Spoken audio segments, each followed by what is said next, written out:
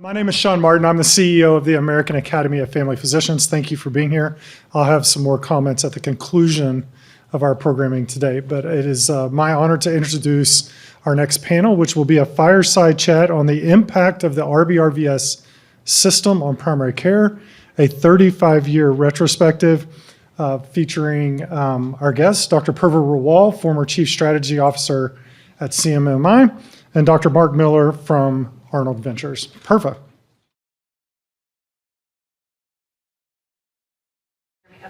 Well, first, thank you, Sean, for the welcome and the invitation. Thank you to the Commonwealth Fund for bringing us here together in Primary Care for America. That was a great history on the physician fee schedule and why we are where we are in many ways. And so I'm hoping in the next 20 minutes that Mark and I can dive in a little bit into the impacts of the payment system, the way that it's been set up. What does that mean what are some of those impacts? What are some of the policy solutions? But I will just also say it's like a career highlight to get to ask Mark Miller questions for 20 minutes. So when Sean asked if I would do this, I was like, this is going to be really fun. I thought you drew the short straw. I guess we'll find out at the end. We can take a poll. So first, we can't solve a problem. And you think you described it as a math problem and stuff. We can't solve the problem if we don't understand it. And so I think Safi did a nice job laying out what the problem is. And we can't really solve it if we don't understand what the impacts are. So Mark, I was hoping you could talk just for a few minutes about what the impacts of this payment system are. What are the impacts of the way that these physician services, primary care services, are valued on the health system, and some of the direct impacts in terms of our health outcomes and system spending, but also some of the less direct impacts. So what does this mean for commercial payers for the specialization in medicine?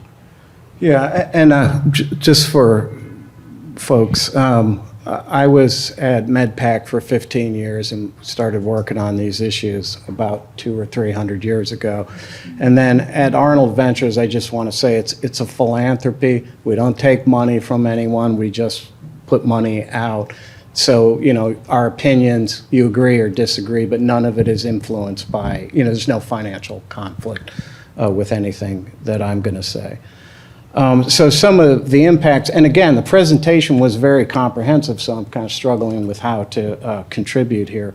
But I think an obvious impact here is if you have imbalances in the physician fee schedule, they flow throughout the system. So within Medicare, they do kind of underline what managed care plans. They definitely underlie what ACOs are doing, and they definitely flow out into Medicaid and the commercial sector. So any distortion that you have at point A will kind of flow through the rest of the system. I think, in terms of my own, work, MedPAC's work, my own work, and that type of thing is there has been an interest in trying to overcome fragmentation in fee-for-service in some sense that the primary care physician or primary care clinician of some kind can play a role in kind of managing the experience of the patient at the front end and trying to scope out how the person has, what experience the person has. Also, again, as noted, so again, I'm just trying to ride the coattails here. I mean, there is some evidence that, greater investment in primary care will result in better outcomes. And so I think there is something there to pay attention to. The other thing that I think it would pay attention to is how, primary care physicians get paid relative to other specialties is going to drive how many primary care physicians you end up with and primary care related clinicians. And a lot of the work that we did at MedPAC back in the day was to show that on a compensation basis, an hourly basis, there were large distortions across different specialties about, relative to primary care and, in fact, the cognitive specialties in general. The procedural specialties had higher levels of compensation. And I think at this point I've forgotten the question, so maybe we'll just go to I'll summarize. So I like how you said that the impacts flow throughout the system. So obviously it impacts people's health outcomes. It impacts our system spending. But some of the other things that we don't spend as much time thinking about are the flow through to commercial payers. The rest of the system and the other payers are following suit. And hence sort of the key to solving some of these problems is to get permanent change in Medicare the workforce issues in terms of like who do we have available in our communities to go see, and then some of the broader like community health outcomes as well. So now that we talked a little bit about some of the impacts, maybe we can switch gears and talk a little bit about some of the solutions. So one of the solutions, and Asaf, you started to hint at this at the end in terms of some of the policy challenges and potential solutions, is there's been a movement underway for the last 10 to 15 years to try to move more primary care providers into value-based payment models, and specifically now hybrid payments, where there's a partial population-based payment and then continuing fee-for-service payments for certain services. And the idea here, and I think we've gotten some renewed interest from members of Congress in moving more primary care providers, maybe all to hybrid payments, sort of creating a new floor for how primary care is paid, and a lot of testing that has happened at the Innovation Center and some other work at CMS as well. Can you talk a little bit about the need for that type of a payment approach? I know you did a lot of early work here on this at MedPAC. And are continuing to push some of these ideas forward at Arnold as well. So, yeah, I can. And I will preface by saying, it starts with the notion of rebalancing the fee schedule so that you have resources, a greater degree of resources devoted to the primary care side, or, again, depending on how big of the conversation you wanted to get into, more of the cognitive side of things. But for today, primary care. So it does kind of start with that thought process. And then it moves to the notion that the fee schedule, and this was, again, just to remind everyone, the work on this, it started with MedPAC. MedPAC is 17 commissioners. Many of the commissioners at the time were physicians and were highly involved in this conversation.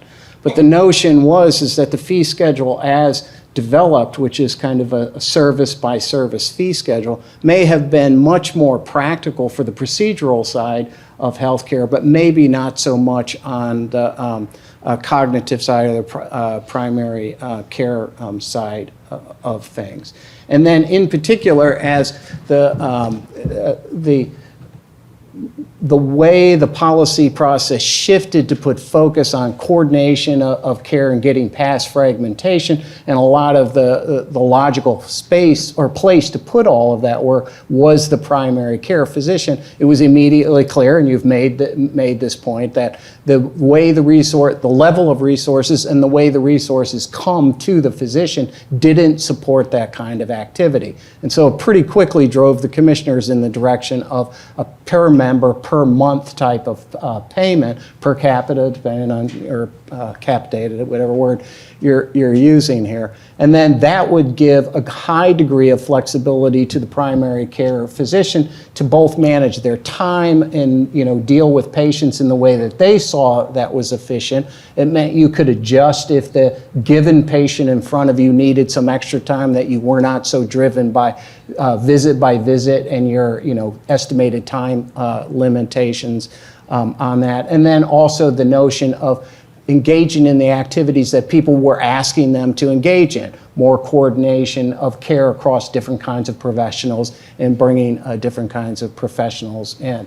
So from a commission point of view, and then maintain this since then, it was the notion of both the level of payment, which we may get back into or come back to, and the notion of how the primary care was being paid would sort of meet the direction that the policy and the service delivery models were beginning to evolve, something like that.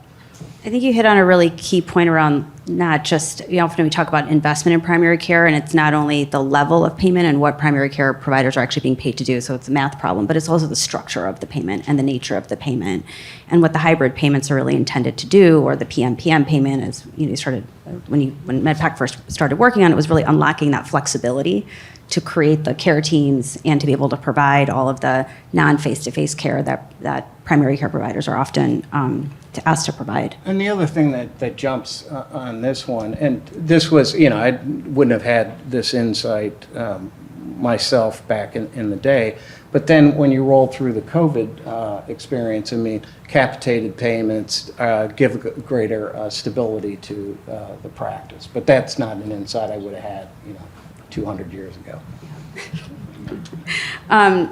So I guess the next question, you sort of hinted at this at the beginning, that having, I guess, maybe the right level of hybrid payment is tied to revaluing the fee schedule. But oftentimes we talk about these two things on parallel tracks, right? We need to, correct the misvaluation of primary care services in the fee schedule, and then you've got sort of all this testing and work going on in the hybrid payment space. But the two are really linked. And can you talk a little bit about how they're linked and why? Or what are the implications of that linkage, right? If we're trying to move more primary care providers to hybrid payment, what are the implications of the misvaluation of the fee schedule itself on that and our ability to do that effectively? I mean, from my point of view, if it doesn't occur with a if it doesn't occur with a revaluing or a rebalancing of the payment, then, you'll have a per capita, a PMPM payment that'll be insufficient to execute. You'll still have the problem of it being harder to attract people in to the profession. Those types of problems, I think, continue to exist if you don't actually, go through the rebalancing exercise as well. And I think there's a lot of reasons that those things don't occur or haven't occurred for a real long time that we could get into, but back to you. So since you've been doing this for 200 years, I think you said, why? 200 to 300. 2 to 300. Yeah, right. So what do you think some of the big reasons are that we haven't been able to address this at scale? Both of these pieces, the revaluation and moving providers to a better structure for payment in primary care. Yeah, and I do think that this is, I mean, I want to be very clear. I think this is long overdue, and I'm, like so many of the ideas that I've advocated for still hasn't come to pass. So I think it's long overdue. But I do think there are, encumbrances that kind of naturally make it difficult. The first one, which is very hard for me to speak about, not a physician, have hung around with physicians enough to kind of hear the jokes that they tell about each other's specialties and kind of understand how they might even view each other. I do think that there is somewhat of a cultural bias against these kinds of specialties, that there is, sort of that sense. When I hang around with physicians, it feels to me like that does come through. And I mean, some of it is amount of education that has to be gone through in order to get from point A to point B. And I also think, quite frankly, about earnings. And I think that kind of feeds into things. I think there are truly some technical issues that have to be worked through. If you're going to pay a PMPM, you have to identify the population, you have to set the rate, you have to decide which services are fully in, services that are still fully out because they make sense, services that might be paid on a combination kind of basis. You have to think if relative risk is going to enter into this. There are sets of technical issues that have to be addressed in order to make this. And then this, I don't know whether this ties back to the first point, but there are very strong, paid interests that resist this. When these things come up, the specialists do not want this to happen, and they make it very clear. And that segues into another problem, which is, there is this sense in the fee schedule, the way it was constructed, that it was supposed to be that it is supposed to be budget neutral. But when these things come up and there is so much resistance from the procedural side of the House, which generally has greater resources to represent themselves in these debates, what it drives to is the Congress having to produce new money in order to do that, which anybody who's been around the legislative process and the budgeting process knows if you have a great idea but you don't have a way to pay for it, that's definitely going to have a much harder time getting from point A to point B. So ultimately, if it ends up as an outright cost rather than a rebalancing, it's much less likely to happen.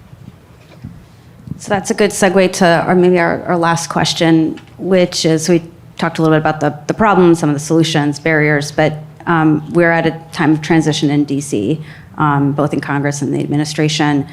Knowing what we know, and I think there is a pretty good evidence base and operational base for some of the solutions that we're all talking about and probably dive into more in the next panel. What are some of your main recommendations for Congress to act on some of this, and for CMS and including CMMI to make sure we're continuing to find ways to get the political willpower and address some of these other barriers to revalue and move to hybrid payments in primary care?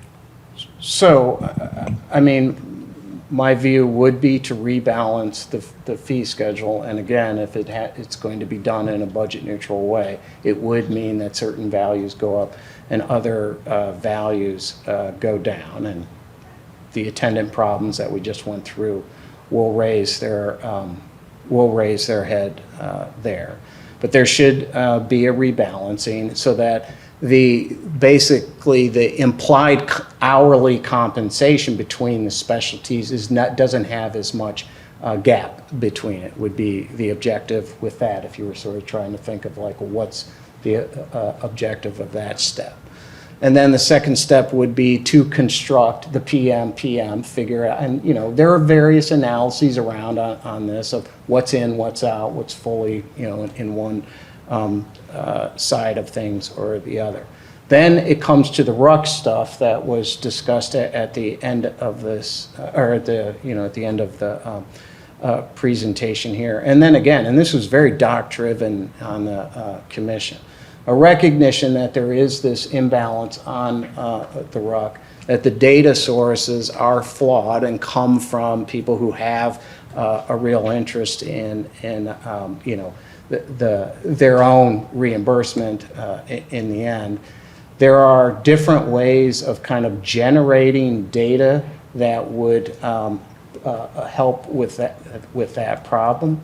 I think it was alluded to in the presentation, would set up something at, say, HHS, where you have non-conflicted health professionals able to look at the relative values, but also to collect this data and use other methods to see how they are benchmarked. We did a bunch of work at MedPAC, and some of it we contracted out to look at how the actual time, for example, time and intensity weights looked relative to actual practices. And a key thing there, which I should have said, and I know we're probably out of time, but the proceduralists generally have greater ability they can generate codes more likely, and then to the extent that a new procedure is time valued, even if time valued correctly, over time people will become more efficient at it, and it may be that the practice changes over time that would argue to revisit those actual time and intensity levels, but they don't happen.